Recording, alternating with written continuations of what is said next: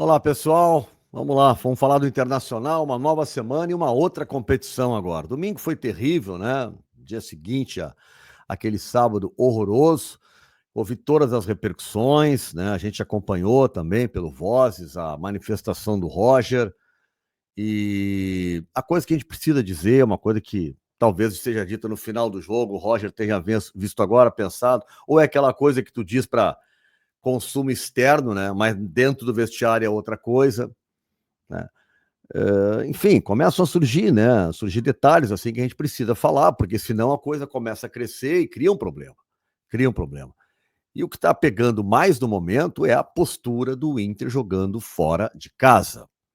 Teve gente que ficou apavorada contra o Maracanã, chamou de vergonha, chamou de horror. Cara, eu vou te dizer uma coisa, eu não me envergonho do jogo do Maracanã nem um segundo, porque pelo menos o meu time, que não jogou bem, aliás, jogou mal, tá? Ele passou o jogo todo atacando. Isso não me envergonha. Mesmo que tenha atacado mal, em termos de postura, ele se portou como um clube, um time grande. E é isso que eu espero do Internacional. Agora, me irrita é quando o Inter parece que se reduz a nada. Alguns me contestaram, dizendo, mas Nando, foi só a partir da expulsão do Bruno Henrique. Não foi, gente. O Bruno Henrique é expulso aos 16, o Inter no segundo tempo não entrou em campo. O Corinthians já tinha massacrado, já tinha ido para cima. O Inter dá um chute na goleira no segundo tempo. Nem na goleira, fora, né? Mas um chute no gol. Que é aquele do Vitor Gabriel, quando o Corinthians já tinha virado o jogo, já estava ganhando no finalzinho da partida, um escanteio a favor do Inter. Foi só. Só. Não tentou jogar no segundo tempo. Né? Então, isso é o quê? É estratégia de jogo? Essa é a minha preocupação. É uma ideia? O Roger diz que não, que é a imposição do adversário. Trazer aqui o que o Roger falou, até reproduzir aqui o que ele disse, mas antes só te convidando, né?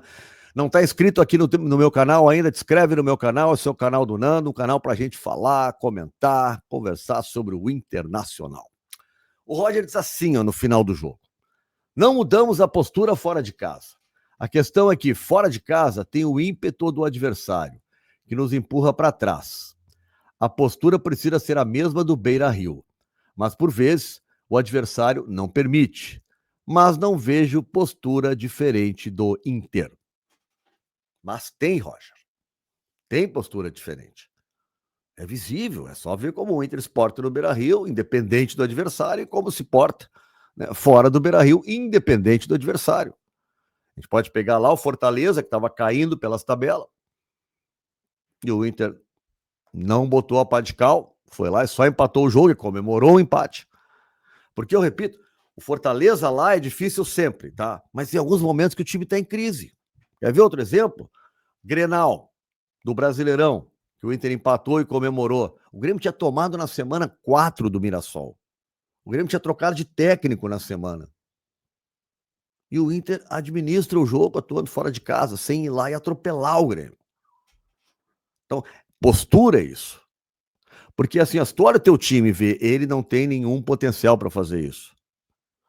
Tá? Meu time não tem condições. Ou tu olha o teu time e o adversário e monta uma estratégia defensiva. O Inter fez isso em 2006 contra o Barcelona. Aí jogar de igual para igual com aqueles loucos. Não, montou uma estratégia. Com jogadores compactados. E olha como era ofensivo aquele time para que começou, né? Tinha o Edinho, o Wellington Monteiro, Fernandão, Alex, Pato e Arley. E o Inter não tomou nenhum gol do Barcelona. Né? Mas é isso que eu reclamo. Não é reclamo, é isso que eu aponto. Tá? Adversários e adversários. Um jogo fora de casa, com o próprio Corinthians é difícil? É. Com o Palmeiras é difícil? É. Agora, adversários que não são tão difíceis assim, tu tem que ter uma outra postura. E mesmo contra grandes adversários, nunca pode ser uma postura passiva. Pode ser reativa, jamais passiva. Porque o passivo só apanha, ele não reage. Ele, quando tem a bola, não joga, ele se livra da bola, que foi o Inter do segundo tempo no jogo do Corinthians. Entendeu? No primeiro tempo, o Inter começa atrás, mas controlando o jogo. O Inter não tinha riscos defensivos. Até que o Depay acha o espaço, troca para o Yuri Alberto, num drible, ele passa pelo Vitão e pelo Fernando. Quer dizer, o time até nem estava tão desorganizado. A origem foi desorganizada, que é a saída de bola, mas lá atrás tinha gente. mas é o talento do Yuri Alberto. Né? E naquele momento, o Vitão e o Fernando tomaram o drible, os dois passaram, né? Um drible e desmontou dois. E aí ele fez o gol. Ok, mas daí o Inter melhora. E o Inter melhora, parece que não há problema em tu, quando atacado, dependendo do adversário, tu baixar o Fernando e fazer uma linha de 5. Agora, o Inter com posse de bola, deixar o Fernando só começando ali entre os zagueiros e não ultrapassar o meio é um desperdício. Tanto que o gol do Thiago Maia, o gol da virada, vocês vão ver que é o Fernando que está lá na frente, que tabela com o Alan Patrick, que entra na área e toca para o Thiago Maia. Então, o Fernando no meio, ele ajuda o Alan Patrick. Né?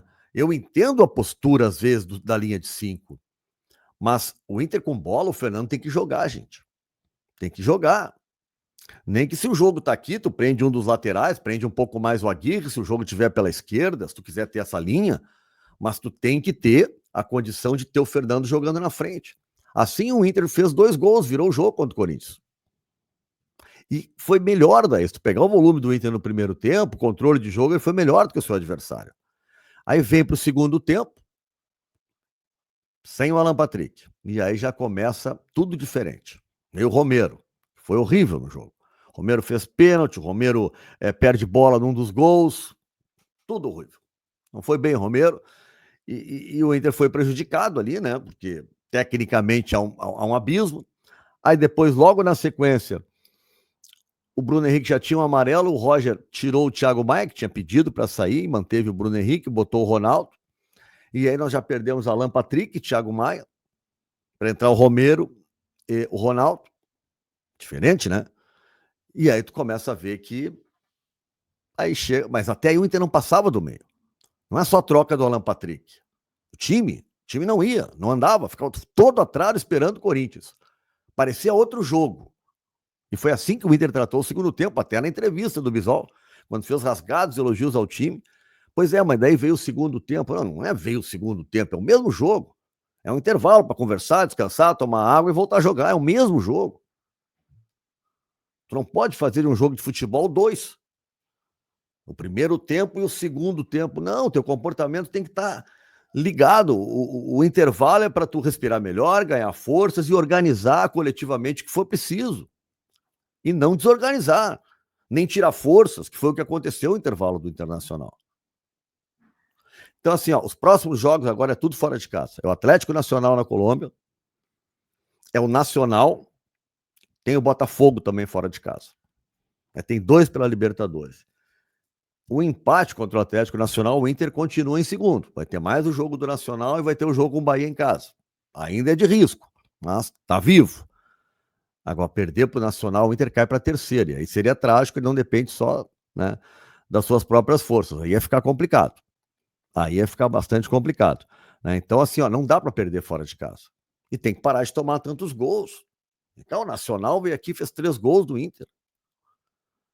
Agora o Corinthians, que é um time que está aí se arrumando, trocou de técnico em meia semana, faz 4 gols do Internacional. Vamos falar da arbitragem? Eu vi os áudios do VAR. Sim, eu acho que há prejuízo. A expulsão do Bruno Henrique tem uma falta antes. Claramente tem uma falta antes. Ok? Não vou nem entrar no lance de pênalti. Eu tô cansado desse papo de VAR e tal. Não aguento mais isso aí, cara. Eu tô preocupado mesmo é que o Inter jogue bola atuando fora de casa. E tem potencial para isso. O Roger sabe fazer isso, já fez isso. E o Inter pode fazer isso. Fez no primeiro tempo do Corinthians. Segue jogando. Segue jogando. Deu certo aquela ideia dele com o Bruno Henrique ali? Deu?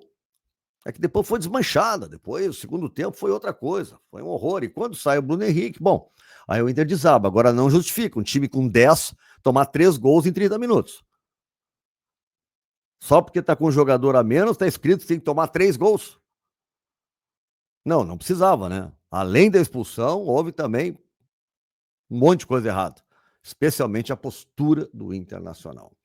A Abrafute, Associação Brasileira de alguns árbitros, não é de todos, fez uma nota agora repudiando a entrevista do Vitão, que deu um pau na arbitragem, que disse que o Inter é sempre roubado lá no Itaquerão. Agora o Abrafute que vá, né? O diabo que o carrega, porque convenhamos, né? É uma entidade sem nenhuma credibilidade. uma entidade que seleciona. Eu não conheço um cara branco que a Sabrafute tenha criticado. É nota contra o Felipe Melo, é nota contra o Roger, é nota contra o Vitão. Mas vão tomar banho, né, cara? Façam uma nota contra o amadorismo da arbitragem, pedindo a profissionalização dos árbitros junto à CBF. Promovam, né, mais seus árbitros no sentido de qualificação. Exijam condições melhores da entidade, que é a CBF. Agora ficar enchendo o saco porque o Vitão reclamou da arbitragem, cara. Quantas coisas vocês acham que o Vitão ouve por aí? Agora o árbitro de futebol tá brabo, porque o Vitão não ofendeu ninguém, não chamou. E não é assim, e a Abrafute não tem credibilidade, tá? O episódio do Roger é um episódio claro de racismo, tá? Seletivo. Aquela nota é nojenta. Não tem como levar a sério essa entidade, tá? Então, era isso. Eles que foram denunciar pro STJD, eu espero que o STJD nem receba, nem abra as portas para esses caras aí, porque vão tratar de apitar com mais qualidade em campo, né? Fica falando do futebol brasileiro, vou te dizer uma coisa, a arbitragem brasileira atualmente é um vexame. É um vexame. Ela veio para ajudar e, olha, encontrei Carlos Martins, a lenda da arbitragem gaúcha. No almoço de domingo, encontrei ele no restaurante, estava lá almoçando e tal, dizendo, também tá apavorado, né? O que é isso, né? Cadê os árbitros? Não apitam mais falta, não apitam mais nada, ficam esperando o cara lá de cima chamar. Cadê os árbitros do futebol brasileiro? Vamos lá. Estamos atualizando aqui, tá? Vamos conversando, depois eu gravo mais conteúdo e vou sempre pedindo ajuda de vocês aí. Quem quiser ser membro do canal também, para a gente crescer, chegar aos 60 mil, voltar a fazer lives daí com 60 mil, né? Então, tô por todos vocês. E é claro, te inscreve no canal e se puder, traz mais gente. Avisa a galera que a gente está aqui e vamos conversar sobre o Internacional. Valeu! Grande abraço!